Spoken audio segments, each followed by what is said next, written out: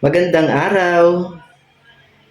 Ngayong araw, tatalakayin natin ang mitolohiyang Griego or sa English, ito ang Greek mythology. Ang mitolohiya ay ang agham o ang pag-aaral ng mito o myth. Ang mito ay hango rin o mula rin sa salitang Latin na mythos at sa salitang Griego na mothus na ang ibig sabihin ay kwento. Ang motus naman ay halaw sa mu na ang ibig sabihin ay paglikha ng tunog. Ang mitolohiya ay tumutukoy rin sa kalipunan ng mga mito sa isang pangkat na naglalahad ng kasaysayan ng mga Diyos at Diyosa noong unang panahon na sinasamba, dinarakila, pinipintakasi ng mga sinaunang tao.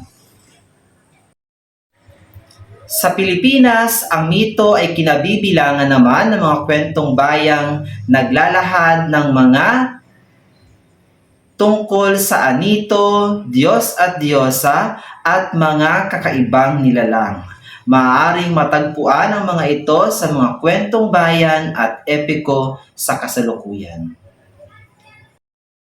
Ang mitolohiyang Griego ay koleksyon ng mga kwentong kinatatampukan ng Diyos at Diyosa.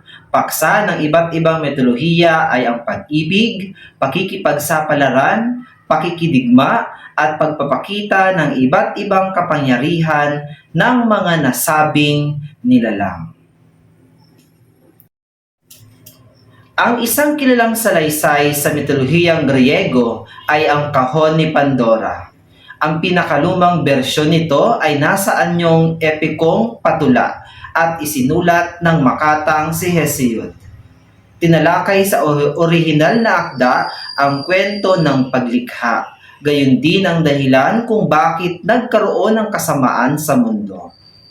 Hindi kahon kundi isang banga ang nasa bersyon niya. At bago natin talakayin ang mitolohiyang Griegong ang kahon ni Pandora, atin munang payabungin ang inyong mga talas-salitaan. Ang panuto, ang isang salita ay maaaring magkaroon ng payak, may lapi, inuulit at tambalan. Maaaring maiugnay ang kayarian ng salita sa kahulugan nito. Ibigay ang kahulugan ng salita batay sa kayarian at sa iba pang mga katangian nito. Para sa unang tanong, anong salita ang kasing kahulugan ng tambalang salitang pag-iisang dibdib?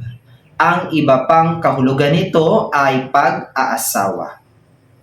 Para sa pangalawang bilang, alin sa mga salitang nasa kahon na may lapi ang may naiibang kahulugan? Minamahal, iniibig, sinisinta, o hinahangaan?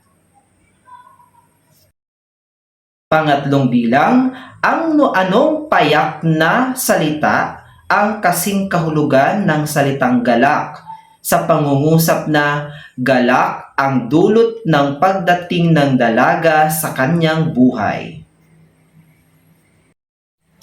Para sa bilang 4, anong salitang may lapi ang maaaring maging kasing kahulugan ng inuulit na salitang kahali-halina sa pangungusap na ang dalagay sadyang kahali-halina, kaya't agad nahulog ang loob niya?